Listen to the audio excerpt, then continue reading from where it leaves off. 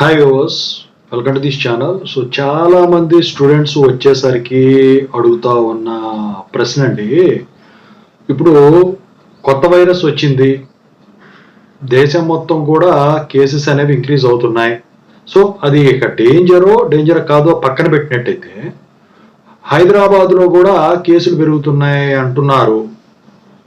కొంతమంది ఏమో ఇన్ని కేసులు వచ్చినాయి అని అంటున్నారు. ఒకవేళ నిజంగా కేసులు కనుక ఎక్కువయ్యి, ఒకవేళ ఇదివరకు 2020లో గనక అప్పుడు ఉన్న వైరస్ వల్ల ఏదైతే లాస్ ఎక్కువ ఉందో, డేంజర్ అయిన ఉందో, అప్పుడు సెల్ఫ్ సెంటర్స్ ఇచ్చారు. మరి ఇప్పుడు వచ్చేసరికి సెల్ఫ్ సెంటర్స్ ఇస్తారా ఈసారి? అంటే సెంటర్ ప్రిఫరెన్సెస్ పెట్టుకునే ఆప్షన్ ఉంటుందా మన ఊళ్ళల్లో? మేము హైదరాబాద్లో చదువుతున్నాం కాబట్టి. సో విలేజెస్లో వాళ్ళకి సెల్ఫ్ సెంటర్స్ ఉంటాయా అని చెప్పేసి చాలా మంది దీన్ని కొంచెం ఎక్స్ప్లెయిన్ చేయమని చెప్పేసి అడుగుతూ ఉన్నారనమాట.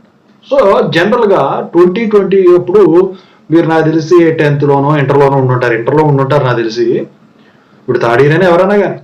అయితే 2020 అప్పుడు ఏం జరిగిందంటే, లాక్డౌన్ వచ్చింది కాబట్టి ఎగ్జామ్స్ కండక్ట్ చేయలేదండి లాక్డౌన్ అప్పుడు.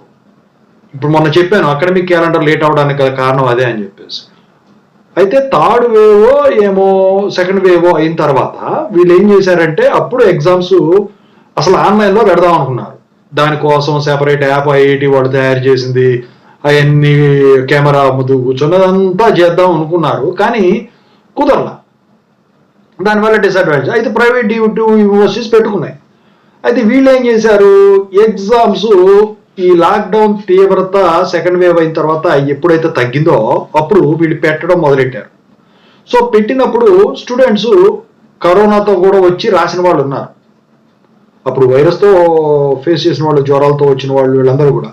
అయితే వీళ్ళకి సెపరేట్ రూమ్ కేటాయించడం జరిగింది, వాళ్ళకి సెపరేట్ రాయటం అయితే జరిగింది. మాస్కులు ఎంత కూడా ఉన్నాయి. అయితే ఇక్కడ సెంటర్ ప్రిఫరెన్స్ వచ్చేసరికి ఏమైందంటే, సో స్టూడెంట్స్ ఇప్పుడు హైదరాబాద్ వెళ్ళి ఆ లాక్డౌన్ టైంలో బస్సులు వీటిల్లో పోయి మళ్ళీ అంటించుకొని మళ్ళీ రాసి చేయలేరు కదా. అందుకే యూనివర్సిటీ వాళ్ళు ఏం చేశారంటే సెంటర్ ప్రిఫరెన్సెస్ ఇచ్చారు.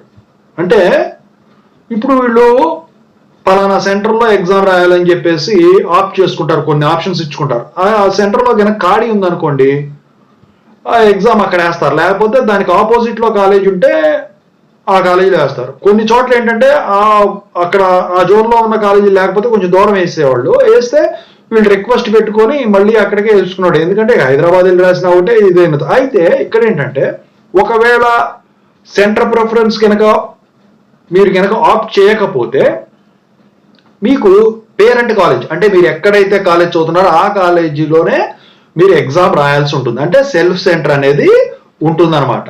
ఫర్ ఎగ్జాంపుల్ మీరు హైదరాబాద్లో ఉన్నారు, మీరు ఏదో పలానా ఎక్స్ విలేజ్లో ప్రాపర్ మీది.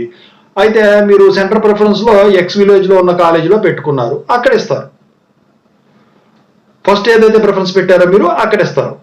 జనరల్గా సెకండ్ దానికి వెళ్ళరు. ఒకవేళ అక్కడ కనుక మీరు పెట్టుకోలేదు అనుకోండి, అసలు ఏ ఆప్షన్ ఇవ్వలేదు మీరు, అప్పుడు మీరు హైదరాబాద్లో చదువుతున్న పేరెంట్ కాలేజీలో ఉన్న సెల్ఫ్ సెంటర్ ఇస్తారు. అయితే ఇదంతా ఎప్పుడు లాక్డౌనే రావాల్సిన అవసరం లేదు. దీనికి ఇంకోసారి చెప్తున్నా, లాక్డౌన్ రావాల్సిన అవసరం లేదు. సో వైరస్ వల్ల ఇన్ఫెక్ట్ అవుతున్నారు అందరూ కూడా అనుకుంటే అప్పుడు ఖచ్చితంగా అయితే మీకు వీళ్ళు ఈ ఛాన్స్ ఇస్తారు. అయితే ఇక్కడ కొన్ని కండిషన్స్ ఉంటాయి. ఏంటంటే, హాల్ టికెట్ ఒకటి, మీరు ఎక్కడైతే సెంటర్ ప్రిఫరెన్స్ పెట్టుకున్నారో ఆ కాలేజీ పంపిస్తారు. ఇదంతా జరిగితే చెప్తున్నా, అడిగారు కాబట్టి. ఇక ఈ మెజర్స్ ఉంటాయి కదా మీరు తీసుకునే కేర్ఫుల్ మెజర్స్, అవన్నీ కంపల్సరీగా మీరు పాటించాల్సిందే, 100% పాటించాల్సిందే. ఓకేనా?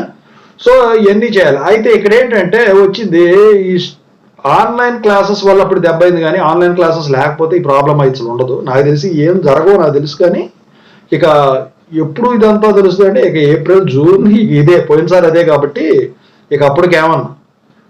సో ప్రస్తుతానికి అయితే దానివల్ల పెద్దగా డేంజర్ లేదని చెప్పేసి అందరూ చెప్తా ఉన్నారు.